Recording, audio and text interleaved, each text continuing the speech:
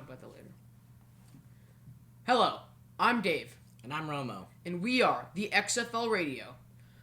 In this video, we're going to recap all of Week 3 games. So, interesting games. So, Romo, what's our first?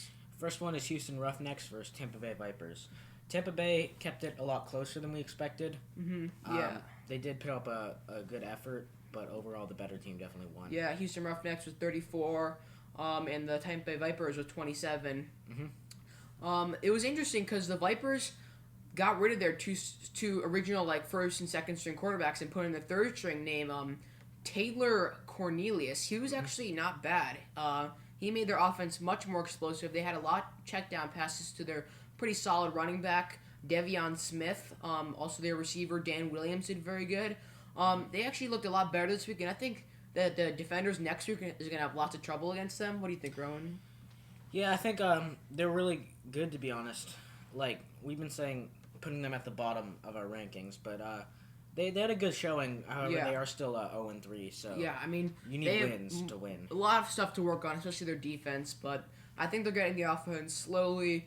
Their offense is slowly coming together. Definitely much better than the previous 2 weeks. The Roughnecks did a great job. Obviously, PJ Walker is looking like the MVP of this league right now. They have good running back James Butler and good receiver Cam Phillips. Cam Phillips is leading the lead right now. He's doing a very, very good job. So that was the first game. What's our second game? Next is Dallas Renegades versus Seattle Dragons. Dallas Renegades won this pretty handily. They're one of the better teams in the league so far. Sea Dragons, 24-12 for the Renegades. Seattle Dragons didn't do too well. Yeah, I mean, I think that the Seattle Dragons, my bad, are just the team that's not really coming together right now. Their defense is kind of crappy. They have a good run defense, and I think they stopped Cameron Artis-Payne a bit, but they also were vulnerable to another running back named Christine Michael. He was good. They both did a good job, and I think that the Dragons' pass defense is pretty much awful. Landry Jones, who had a terrible week last week, terrible game last week, was actually kind of on this week and did a good job against this crappy Seattle Dragons defense. And I think that the Dragons offense... Dragons need a better head coach. Yeah, Jim Zorn's terrible. Already talked about him a lot. He's only played for bad NFL teams. He's not good right now. Yeah, I mean, he's just not doing great. The Renegades have a good receiver named Donald Parham. And the Dragons have a... good receiver named Austin Prohl and a good linebacker Steve Johnson. So I think that both these teams can work around these good players. And so next game, Roman. Next game is the New York Guardians versus the St. Louis Battlehawks. I expected this to be a lot closer. The Guardians lost 9-29.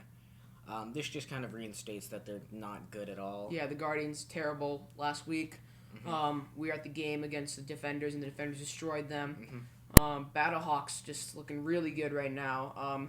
They have a good receiver, DeMornay Pearson-L, good running back in Matt Jones. Really good.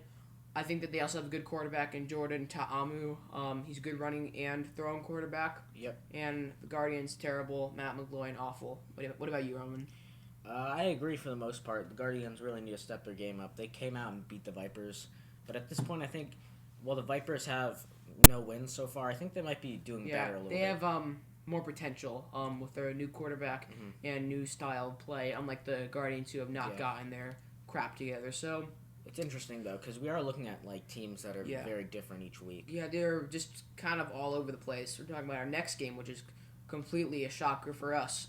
Roman? It was the DC Defenders versus LA Wildcats. DC with 9, LA with 39. Yeah, it was crazy. I mean, I called that the Wildcats would be good, but I did not expect them to be this good. I didn't think they would win. They won. I think this does open them up to be competitors against the two other really good teams in the Western Division, being Houston Roughnecks and Renegades. Yeah, so, I mean, Wildcats have some good weapons with Martez Carter. He went off on the Defenders as a running back.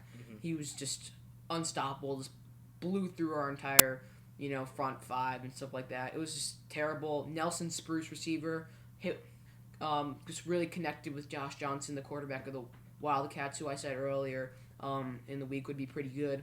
And cornerback Mike Stevens just I mean, Carlo Jones looked like as if he was throwing to Mike Stevens, the Carl quarterback. Jones was. He was just terrible. I mean, it could have been like a fluke game, away. Yeah, it's their first away game, 3-hour time difference, but that's still a terrible excuse to put up the performance they did. It was embarrassing. As a Defenders fan, it was just really, really kind of a shocker for me. I'm more of a St. Louis fan myself. But Yeah, I mean, it was just kind of crazy. So those are our Week 3 games. They're fun to watch, cool highlights, and just good week overall. See you later. bye.